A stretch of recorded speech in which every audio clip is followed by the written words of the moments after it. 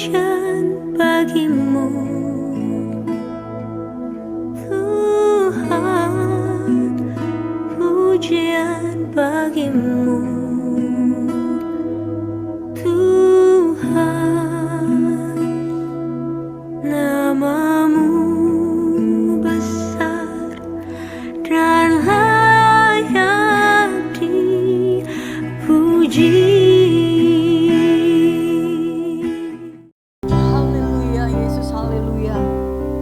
Terima kasih Bapa. Biarkan kami senantiasa berdiri sebagai penyembah-penyembah di hadapan-Mu Tuhan. Sebab Engkau Allah yang besar. Sampai hari ini kami boleh melihat bahwa Allah yang menuntun kami sampai hari ini, Allah yang penuh dengan kasih setia, besar kemurahan-Mu Tuhan, untuk selama-lamanya bagi setiap jemaat Tuhan di tempat ini Tuhan. Pada pagi hari ini kami Tuhan datang padamu. Kami menyerahkan setiap hati kami. Kami mau tunduk. Kami mau rendahkan hati kami pada firman Tuhan. Yang saat ini kami akan dengar bersama-sama Tuhan. Mari Allah Roh Kudus, Engkau menolong setiap kami. Memberi kami pengertian dan hikmat yang datang dari Tuhan. Setiap kami yang mendengar firman Tuhan akan boleh menerima firman Tuhan itu sebagai rema. Masing-masing itu firman Tuhan boleh menguatkan, menghibur, dan meneguhkan setiap iman percaya kami Tuhan. Terima kasih Tuhan. Bekerjalah kuasa Roh Kudus turun atas kami. Sembunyikan hamba-Mu di belakang salib-Mu. Biarlah Engkau sendiri akan bekerja dan bertindak di tengah-tengah kami. Terpujilah Engkau Bapa di surga. Di dalam nama Tuhan Yesus. Haleluya. Amin. Shalom Bapak Ibu. Puji Tuhan. Kita semua boleh kembali beribadah di tempat ini. Saudara, setelah 3 minggu ya kita nggak bisa di sini, tetapi kita boleh kembali untuk bersekutu dengan Tuhan. Kita akan langsung saja saudara melihat pesan Tuhan, apa yang disingkapkan Tuhan pada jemaat yang kedua di kitab Wahyu, yang merupakan perwakilan atau mewakili gereja-gereja yang saat ini ada di sepanjang zaman. Wahyu pasal 2 ayat 8 sampai 11. Bapak Ibu yang saat ini melihat video ini, streaming ini, silakan bisa ambil Alkitab dan membaca Alkitab bersama dengan kita semua di sini. Wahyu pasal 2 ayat 8 sampai 11. Demikian firman Tuhan kepada jemaat di Smyrna. Dan tuliskanlah kepada malaikat jemaat di Smyrna, inilah firman dari yang awal dan yang akhir, yang telah mati dan hidup kembali. Aku tahu kesusahanmu dan kemiskinanmu, namun engkau kaya dan fitnah mereka yang menyebut dirinya orang Yahudi, tetapi yang sebenarnya tidak demikian. Sebaliknya mereka adalah jemaah iblis. Jangan takut terhadap apa yang harus engkau derita. Sesungguhnya iblis akan melemparkan beberapa orang dari antaramu ke dalam penjara, supaya kamu dicobai, dan kamu akan beroleh kesusahan selama 10 hari. Hendaklah engkau setia sampai mati, dan aku akan mengaruniakan kepadamu mahkota kehidupan. Siapa bertelinga, hendaklah ia mendengarkan apa yang dikatakan Roh kepada jemaat-jemaat. Barang siapa menang, ia tidak akan menderita apa-apa oleh kematian yang kedua. Katakan sama-sama, amin. Bapak Ibu yang kasih Tuhan, mungkin saudara masih ingat jemaat yang pertama, Tuhan memberi pesan, menyingkapkan pesannya kepada jemaat pertama di Efesus. Apa saudara masih ada yang ingat pesannya? Jemaat di Efesus dicela oleh Tuhan karena mereka meninggalkan kasih-Nya yang mula-mula. Jemaat yang kedua ini jemaat Smyrna. Dia merupakan jemaat 7 dari jemaat yang dipuji oleh Tuhan. Kita mau tentunya menjadi jemaat, menjadi orang Kristen yang pada akhirnya di hadapan Tuhan, di penilaian Tuhan, menjadi jemaat yang hidup sesuai dengan kehendak Tuhan. Saudara, jemaat Smyrna ini jemaat yang tidak mudah. Smyrna ini sesuai dengan namanya. Smyrna itu dari kata mur. Mur itu bahan untuk membuat wangi, bahan minyak wangi. Dan itu artinya mur itu sesungguhnya adalah lambang kematian, saudara, kepahitan. Itu mur. Nah, ini sesuai dengan namanya.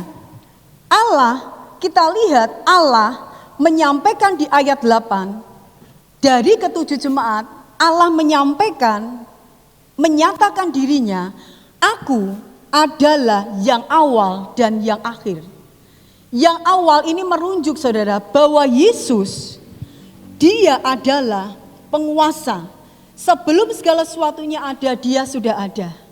Dia ciptakan segala sesuatunya, dia kontrol segala sesuatunya sampai hari ini, dan dia berdaulat. Segala sesuatu yang dijadikannya dari tidak ada menjadi ada. Segala sesuatu diciptakannya hanya karena kehendaknya semata-mata. Dan dia adalah akhir. Nah, saudara, akhir. Artinya dia kekal. Ketika segala usaha manusia, pekerjaan iblis pun suatu saat akan berhenti. Tetapi dia Allah kekal. Kerajaannya tidak pernah tergoncangkan, dia ada tetap. Dan Smyrna, Tuhan menyatakan kepada Smyrna, aku adalah yang awal dan yang akhir. Dia mau menyatakan kepada jemaat di Smyrna, aku adalah Tuhan yang ada sebelumnya. Dan aku akan terus melihat kehidupanmu. Aku akan terus mengontrol kehidupanmu. Akulah yang berdaulat atas seluruh kejaman ini sampai pada kesudahannya. Dan di sana dikatakan yang telah mati dan hidup kembali.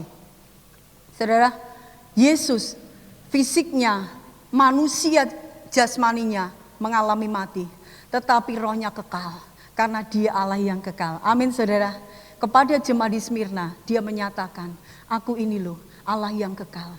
Aku ini Allah yang tidak pernah meninggalkan engkau sendirian. Aku terus memantau kehidupan seluruh manusia ini. Nah, saudara, jemaat ini mengapa dipuji Tuhan? Memang saudara, seringkali penderitaan itu justru akan mengerjakan, diizinkan Tuhan terjadi dalam kehidupan umat manusia untuk melihat kemurnian iman dari gereja Tuhan, kemurnian iman dari jemaat Tuhan. Kita lihat, saudara, nanti kita akan bandingkan dengan kehidupan kita saat ini. Kehidupan di Smyrna itu bukan kehidupan yang mudah.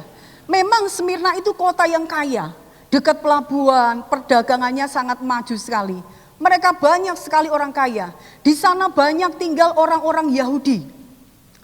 Tetapi orang Yahudi ini mereka itu menjilat pemerintahan Romawi. Sehingga melalui kehidupan orang-orang Yahudi, mayoritas di situ, akhirnya terpilihlah Smyrna ini menjadi satu-satunya kota di mana di situ didirikan kuil Kaisar Tiberius. Untuk apa? Lah ini masalahnya, kalau hanya mendirikan kuil, di situ ada patung Kaisar Tiberius, saudara, tidak masalah. Yang menjadi permasalahan, semua orang yang ada di kota Smyrna, mereka harus menyembah, mereka harus mengatakan kepada dewa itu Kaisar Tiberius di kuil bahwa dia adalah Tuhan. Nah, ini permasalahannya, saudara. Setiap tahun orang-orang Yahudi mereka datang ke kuil itu, mereka menyembah Kaisar Tiberius sebagai Tuhan. Dan bagaimana dengan orang Kristen di Smyrna? Mereka menolak, saudara. Alhasil ketika mereka menolak, apa yang terjadi? Mereka dikucilkan oleh masyarakat. Mereka dihina, mereka dikucilkan. Ini orang-orang yang tidak menuruti peraturan kota, tidak menuruti peraturan pemerintah. Mereka dianggap orang-orang yang bersalah, saudara. Bukan saja dikucilkan, mereka itu hidup mengalami ketidakadilan. Bagaimana saudara bisa merasakan ketika anak sakit misalkan diperlakukan tidak adil, yang lain mungkin dilayani cepat. Tetapi orang Kristen Smyrna yang tidak mau, yang memang dia menolak untuk penyembahan kepada menyatakan Kaisar Tiberius sebagai Tuhan, dia diperlakukan tidak sama. Demikian juga dengan dunia perdagangan. Dunia perdagangan dia diperlakukan dilecehkan. Sehingga nggak heran kalau jemaat di Smyrna ini mengalami kemiskinan. Kemiskinan itu ada dua, saudara. Penia artinya cukup, tidak berkelebihan. Itu penia. Tetapi ada yang namanya ptoseia. Ini orang yang benar-benar miskin, dia tidak memiliki apa-apa. Jemaat Smyrna ini tidak memiliki apa-apa, saudara. Dia hidup berdasarkan apa yang Tuhan mau untuk dia lakukan. Dia berdagang dengan cara yang jujur. Dia melakukan apa yang menjadi bagiannya. Dia terus bergeser, tidak bergeser dari imannya. Dia lurus. Itu yang terjadi di Smyrna, saudara. Tidak saja dikucilkan, tidak saja diperlakukan tidak adil, tetapi dia juga dianiaya dan difitnah. Pada zaman itu ada namanya perjamuan agape. Gereja difitnah. Oh, orang Kristen itu kalau gereja, mereka melakukan seks bebas. Ada juga mereka difitnah. Ini orang Kristen, orang yang suka membuat keributan. Karena orang yang begitu mereka percaya Tuhan, mereka akan keluarganya, mereka mungkin ada yang gak cocok itu, keributan. Dianggap pembuat onar. Ada beberapa fitnahan yang lain. Yang melakukan siapa? Orang-orang Yahudi. Orang yang notabene dia berkata, mengklaim bahwa dia adalah keturunan Abraham. Tetapi mereka orang yang tidak benar-benar percaya kepada Tuhan. Dan Tuhan menyatakan diri, mereka adalah jemaat iblis. Jangan sampai, saudara, kita menjadi dinilai Tuhan. Sepertinya ke gereja, sepertinya baik, tetapi dianggap Tuhan jemaat iblis. Ini jemaat iblis gimana, apa? Orang Kristen kalau gereja hidup dengan hanya sekedar Kristen KTP, ini sangat membahayakan gereja. Jangan sampai kita dinilai Tuhan hanya karena kita Kristen KTP, tidak hidup dengan kemurnian iman, kita masuk golongan jemaat iblis. Nah, saudara, kita akan lihat, saudara, yang ayat 9. Aku tahu kesusahanmu dan kemiskinanmu. Ini penghiburan jemaat Smyrna, saudara. Dan tentunya penghiburan bagi kita semua. Mengapa? Tuhan katakan, aku tahu. Aku tahu ketika engkau mengalami kesusahan ini, aku tahu. Aku tahu ketika engkau sedang dizalimi. Aku tahu ketika engkau harus bertahan karena namaku. Aku tahu bahwa engkau sedang menderita karena namaku. Ini penghiburan Tuhan bagi kita, saudara. Bahwa di tengah-tengah penderitaan yang ada, yang bisa saja terjadi dialami oleh orang percaya, Tuhan mengetahui. Tuhan melihat. Dia berkata, aku tuh ngerti masalahmu. Aku tuh ngerti susah payahmu. Aku tuh ngerti jerih lelahmu. Aku tuh ngerti pergumulanmu. Tuhan lihat itu, saudara. Dan dia nyatakan, sebab dia adalah Maha Tahu. Dia katakan, aku tahu kesusahanmu dan kemiskinanmu. Tetapi perhatikan, lihat, saudara, selanjutnya. Namun engkau kaya. Namun engkau kaya. Luar biasa, saudara. Di tengah kehidupan penuh penderitaan, tidak memiliki apa-apa, tetapi Tuhan katakan, namun engkau kaya. Saudara, LCD bisa menampilkan, saudara, kita akan lihat sekilas Yakobus 2 ayat 5. Hanya membaca saja, saudara. Ada beberapa jenis kekayaan yang ditulis di dalam Alkitab.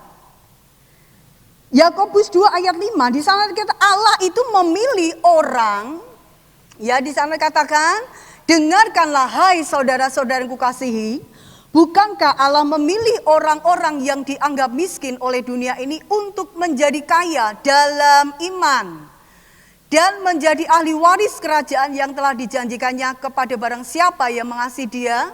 Ya, perhatikan, saudara, ada jenis kekayaan yang di dalam Yakobus ini ditulis kaya iman. Nah, saudara, kaya iman. Jadi kalau kita berkata, aku mau menjadi orang kaya, kaya apa dulu? Kaya iman. Coba kita lihat, ada lagi jenis kekayaan yang ditulis di dalam Alkitab, yaitu kaya di dalam kebajikan. 1 Timotius 6 ayat 18. Kaya di dalam kebajikan, kaya di dalam perbuatan-perbuatan baik. 1 Timotius 6 ayat 18. Ya, Orang ini suka berbuat baik, orang ini suka berbagi, orang ini suka memberi. Peringatkanlah agar mereka berbuat baik, menjadi kaya di dalam kebajikan. Saudara, ternyata kaya itu tidak hanya berbicara tentang duit, ya. Kaya tidak hanya berbicara tentang uang, tetapi ada kekayaan-kekayaan yang bisa kita nikmati, bisa kita capai sekalipun tidak punya banyak uang. Nah, baru ada yang disebut kaya ketiga. Kalau saudara nanti lihat di dalam Matius 7 ayat Matius 19 ayat 21, di sana seorang pemuda datang kepada Tuhan, "Tuhan, bagaimana supaya aku ini bisa masuk dalam hidup kekal?" Pemuda ini katakan, Tuhan katakan apa saudara? Lakukan perintah Tuhan. Kasihlah musuhmu, jangan berzina, jangan mencuri dan sebagainya. Pemuda ini katakan, "Tuhan, Guru, semua sudah aku lakukan." Hebat juga ya, luar biasa. Tetapi Tuhan katakan, "Juallah seluruh hartamu dan bagikanlah pada orang miskin." Pemuda ini mulai mikir dan dia mulai tinggalkan Tuhan. Jadi ada beberapa kekayaan. Nah, jemaat Smyrna ini secara ekonomi dia miskin. Tidak memiliki apa-apa. Toseia, tidak ada apapun yang bisa dia punyai. Tetapi Tuhan mengenal dia, memuji dia. Engkau adalah jemaat yang diperkaya di dalam kekayaan rohani. Saudara, penghiburan kita. Kalau kita nggak bisa kaya di dalam hal ekonomi, kita bisa diperkaya di dalam rohani.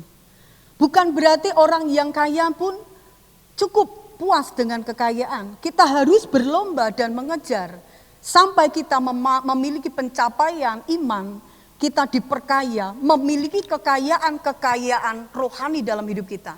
Sama seperti jemaat di Smyrna, jemaat yang memiliki kekayaan rohani.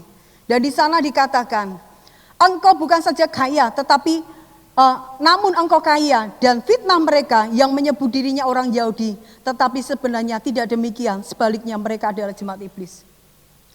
Dan untuk menghadapi ini orang-orang Yahudi ini saudara, orang yang justru sukanya memojokkan orang Kristen. Sukanya dia malah mempersulit orang Kristen. Tuhan memberi penghiburan, gak usah takut. Mereka loh jemaatnya iblis. Ketika Tuhan membangun gerejanya, iblis pun membangun jemaatnya saudara. Nah ayat 10 kita bisa lihat di sana. Jangan takut terhadap apa yang harus engkau derita. Sesungguhnya iblis akan melemparkan beberapa orang dari antaramu ke dalam penjara supaya kamu dicobai. Dan kamu akan beroleh kesusahan selama 10 hari. Tuhan mengingatkan kepada Smyrna, jangan takut. Tuhan Yesus mulai menubuatkan jemaat di Smyrna bahwa kamu akan mengalami penderitaan. Dikatakan selama 10 hari. 10 hari ini berbicara tentang sebuah periode waktu. Ya, jangan takut. Saya mulai berpikir saudara, Tuhan itu kok enggak, memang itu cara Tuhan saudara. Tuhan itu tidak mengangkat penderitaan saja. Tuhan tidak mengangkat kesusahan, kan bukankah Tuhan itu tahu apa yang terjadi di depan? Kenapa Tuhan tidak mengangkat kesusahan? Kenapa Tuhan tidak mengangkat yang penderitaan-penderitaan yang akan terjadi? Tetapi justru membiarkan, dalam tanda kutip. Tuhan mengizinkan itu terjadi, tetapi kita lihat penghiburan kita ada dikatakan di sana selama 10 hari. Itu berbicara apa saudara? Ada pembatasan. Ada waktu yang memang Tuhan tetapkan. Ada waktu di mana Tuhan bekerja sesuai dengan kendali Allah. Kapan itu berakhir? Kapan itu dimulai? Berapa lama Tuhan izinkan? Tuhan kontrol di sana saudara.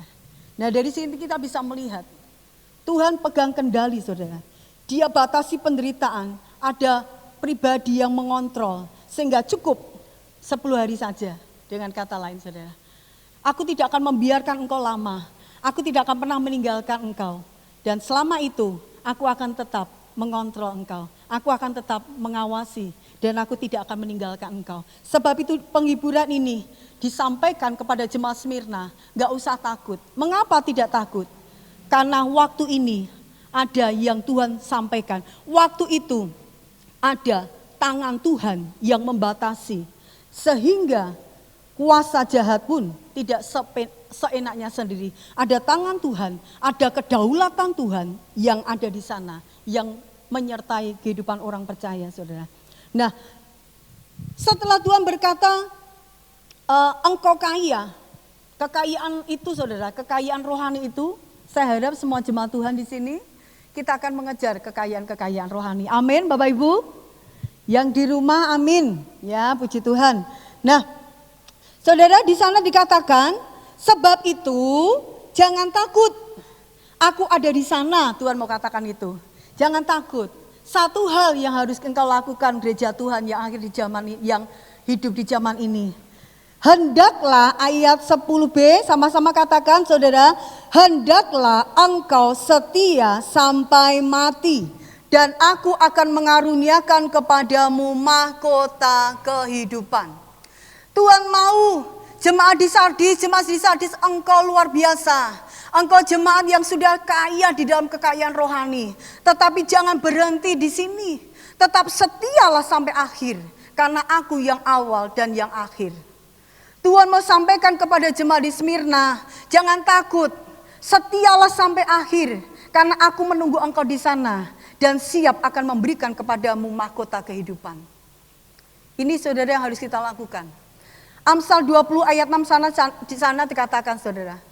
Banyak orang yang menyebut dirinya baik hati. Tetapi orang yang setia, siapakah yang bisa menemukannya? Amsal, saudara. Kalau kita lihat Amsal Soleman, penulisnya orang yang diberi hikmat Tuhan luar biasa. Dia melihat, menyaksikan dirinya dari kehidupan ini. Ternyata orang setia itu sulit.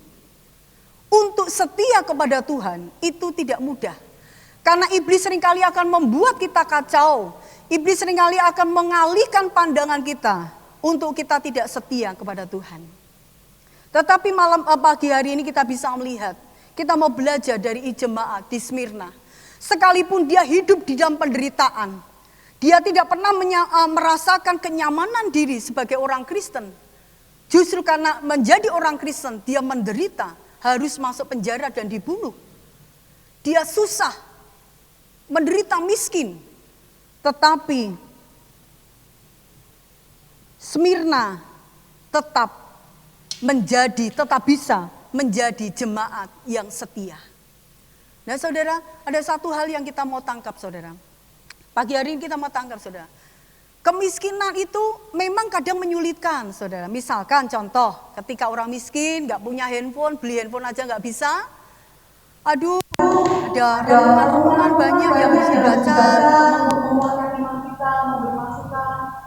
Ketika orang tidak punya handphone, saudara, apakah itu bisa dia menikmati? Tidak bisa. Tetapi apakah berarti terus dia harus berhenti untuk bertumbuh? Dia selama masih punya Alkitab, dia masih punya mulut untuk dia berdoa, dia punya lutut untuk dia duduk diam di kaki Tuhan, itu tetap bisa dilakukan. Sekalipun orang miskin, sekalipun kita ini menderita, kita nggak punya apa-apa, mungkin kita susah, mengalami berbagai pergumulan, tetapi itu bukan alasan untuk kita tidak setia di hadapan Tuhan, saudara.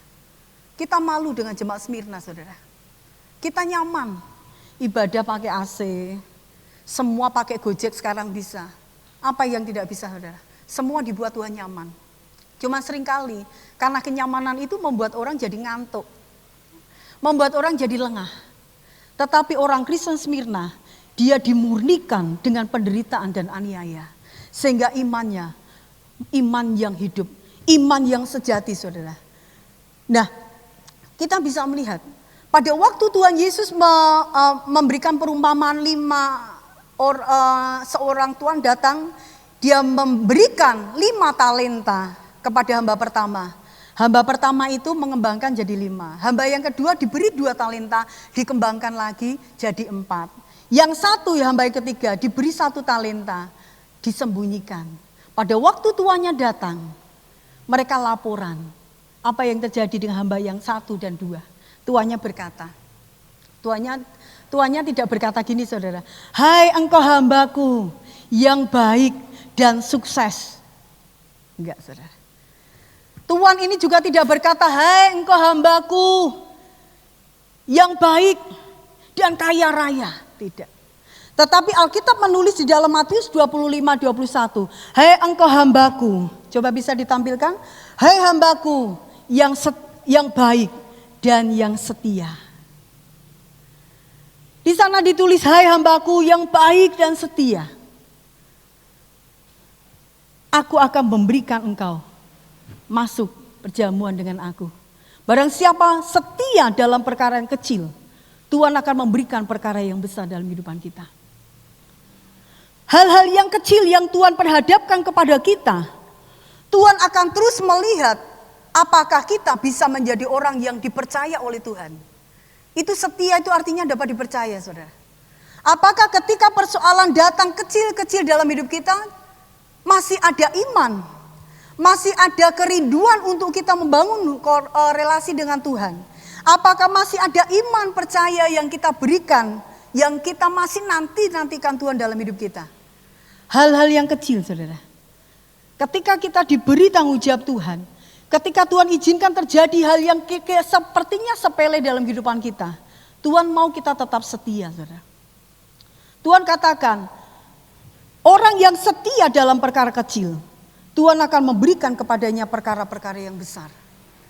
Nah, saudara, mari kita akan lihat. Mari kita akan setia. Setialah sampai akhir. Jemaat di Smyrna diberi pesan sama Tuhan untuk setia sampai akhir dan mahkota kehidupan bagi orang yang mau menderita bagi Tuhan akan diberikan, saudara. Hidup kekristenan bukan hidup semata-mata penuh kenyamanan, tidak, saudara. Firman Tuhan justru mengatakan kita dipanggil untuk menderita bersama-sama dengan Dia. Penderitaan ini tidak harus kita mengalami yang sama seperti yang dialami oleh jemaat Smyrna, saudara. Tetapi penderitaan itu bisa jadi apa? Ketika kita mau setia kepada Tuhan, datang kepada Tuhan. Ketika kita mau menekuni ibadah-ibadah kita. Ketika kita mau setia percaya kepada Tuhan di dalam segala hal kehidupan kita. Tuhan mau lihat seluruh aspek kehidupan kita. Tuhan sedang lihat apakah kita memiliki setia di hadapan Tuhan. Tuhan mau, saudara, ini menjadi bagian dalam kehidupan kita. Saudara, setia sampai akhir. Bagaimana dengan gereja kita? Ya, saudara, saya kembali. Karena gereja ini gak ada penganiayaan, gak ada sesuatu yang sukar. Seringkali lembek, saudara. Dalam arti apa? Masih mungkin gak diberi jabatan tangan, sudah gak mau kembali. Saya beberapa waktu yang lalu juga telepon sama jemaat yang lain dari Betani, dia cerita, Bu, dia cerita sama pendeta nih, saudara. Pendeta nih kalau ngonek-ngonek gitu ya ngonek-ngonek ya, saudara. Dia katakan, nak Bu, saya itu loh Bu, mbok diomongnya apa-apa Bu, mbok saya ini mbok dikatakan apa-apa Bu, wes kadang loro di hati Bu, tapi saya tidak akan pernah mundur. Saya akan tetap ke gereja, saya akan tetap melayani Tuhan. Karena saya ke gereja, saya ingin cari Tuhan, betul. Itu respon yang baik. Kalau pendetamu salah, itu urusan dengan Tuhan. Tuhan pasti akan ingatkan, saudara. Yang penting dilakukan, mari lakukan bagian kita. Setia. Jangan sampai kesetiaan kita dipengaruhi sekeliling kita. Dipengaruhi apakah pendeta kita baik, dipengaruhi apa teman-teman kita baik memperhatikan aku atau tidak. Tidak, saudara. Jemaat Smyrna, kesetiaannya sejati, imannya murni, tidak dipengaruhi keadaan, saudara. Sekalipun dia dihimpit oleh orang-orang Yahudi, jemaat iblis tadi, tetapi dia terus percaya pada Tuhan. Imannya sempurna, saudara. Orang seperti ini, saudara, orang yang mau menderita bagi Kristus, mahkota kehidupan akan menanti. Mungkin ketika kita melakukan firman Tuhan itu menyakitkan, saudara. Itu menderita loh, saudara. Firman Tuhan mengatakan, barang siapa mau menjadi muridku, hendaklah ia memikul salibnya setiap hari.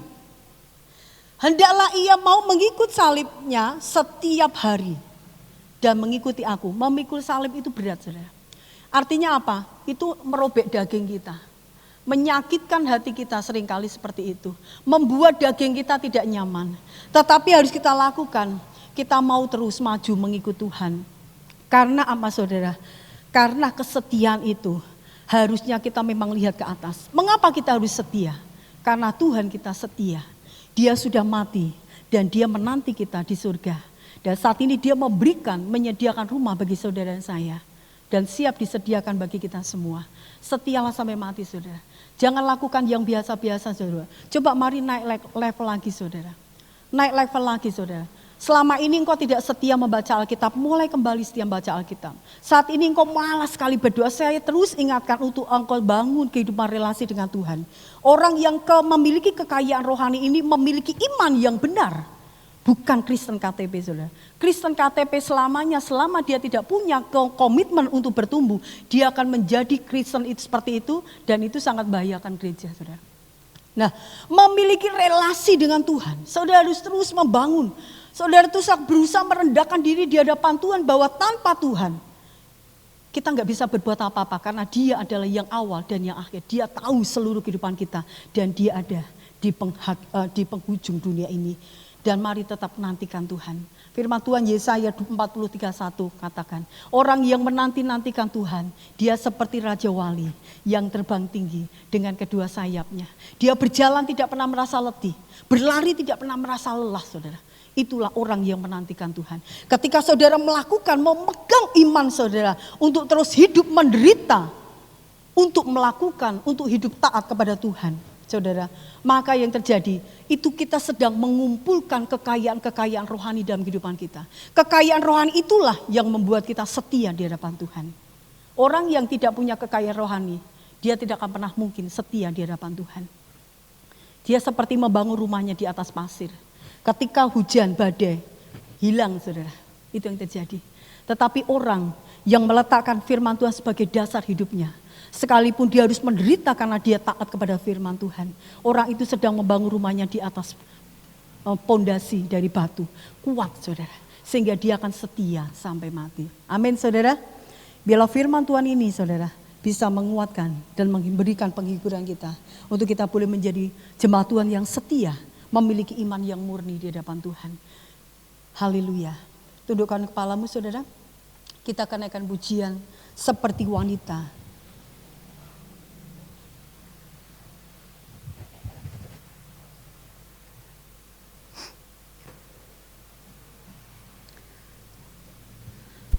Haleluya. Thank you Lord Jesus. Mari saudara bangun komitmenmu di hadapan Tuhan. Bawa hidupmu setia di hadapan Tuhan.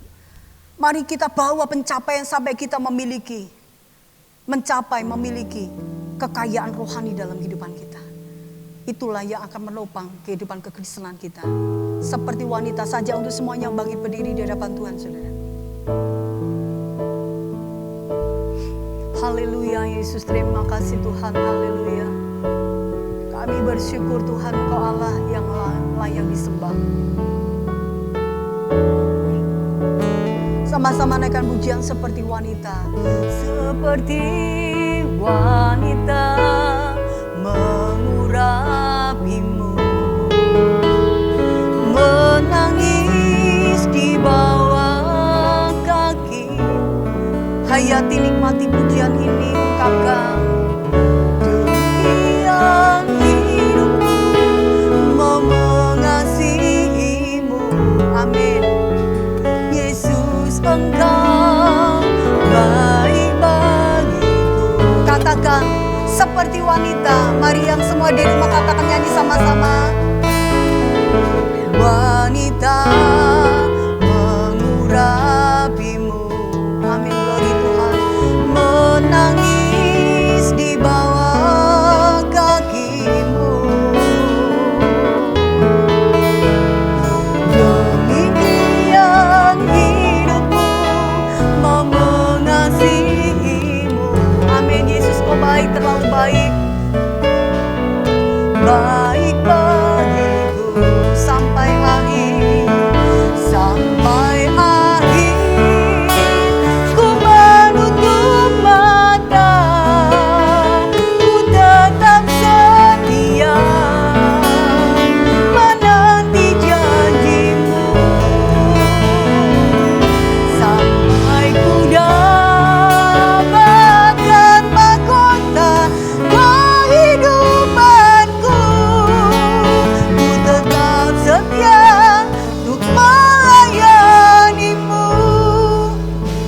angkat sekali lagi pujian ini. Seperti wanita Tuhan, kami rendahkan diri kami di hadapan-Mu Tuhan. Haleluya Tuhan, Engkau mendengar kerinduan kami Tuhan. Sebagaimana wanita yang memberikan hidupnya yang terbaik bagi Engkau, demikianlah kami Bapa. Roh Kudus jamah dan lawan kami. Mengasihiku, Yesus Engkau baik. Mari angkat kedua tanganmu, katakan sama-sama.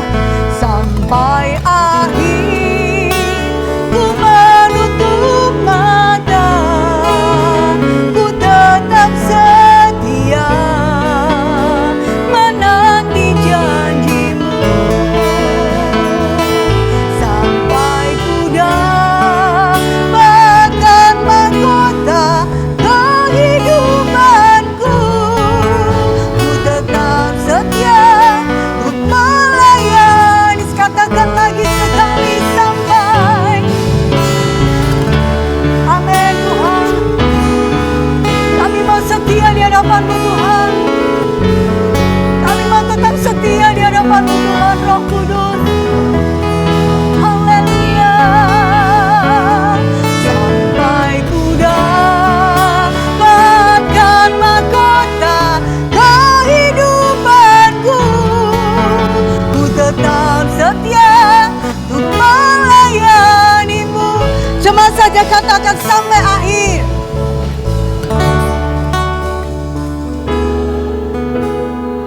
Yes Lord, kami mau Tuhan. Kami mau tetap setia di hadapan-Mu Tuhan. Memakai setiap kesempatan untuk hidup bagi Engkau Tuhan.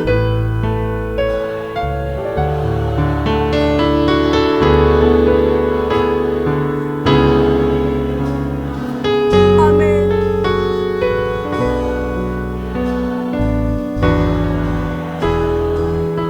Ku tetap setia, ku tetap setia untuk melayani-Mu.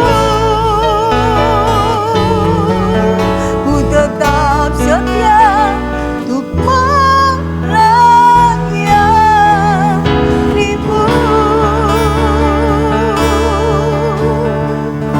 Haleluya Tuhan, haleluya. Ini kerinduan kami di hadapan-Mu Tuhan pagi hari ini Tuhan.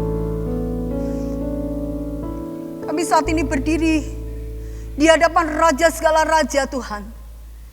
Di hadapan Tuhan yang kekal. Kami mau menyatakan iman kami di hadapan-Mu Tuhan. Kami mau menjadi jemaat Smyrna Tuhan.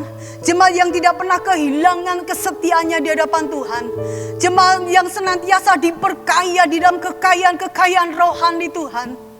Kami mau mengejar perkenanan-Mu Tuhan. Bahwa seluruh jemaat Tuhan di tempat ini Tuhan, untuk kami boleh naik level lagi Tuhan. Untuk kami boleh hidup setia di dalam segala hal kehidupan kami. Sehingga kami melihat penilaian Tuhan atas kami. Sebagaimana Engkau menilai jemaat Smyrna. Mampukan Roh Kudus dengan kekuatan-Mu Roh Kudus.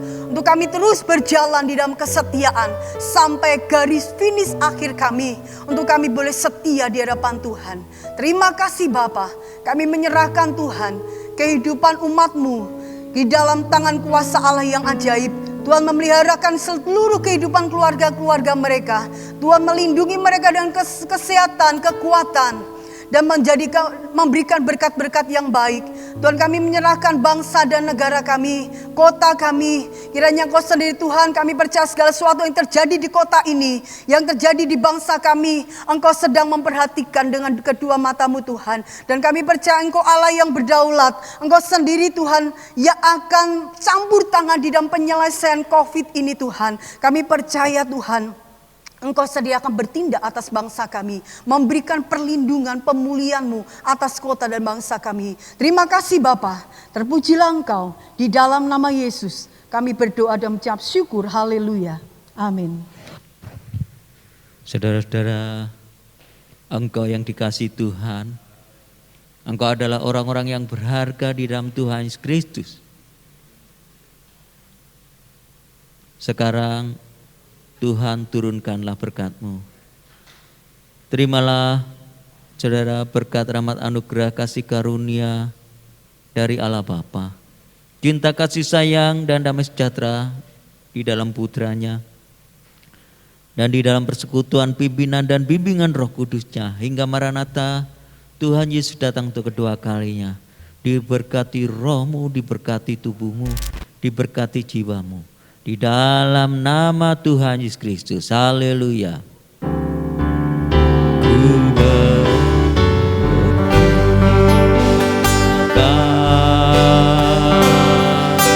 Ku bersyukur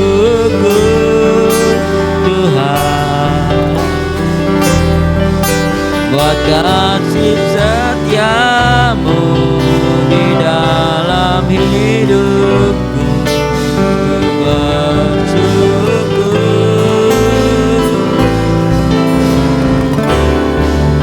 ku bersyukur Bapa, ku bersyukur Tuhan, atas kasih setiamu di dalam hidupku.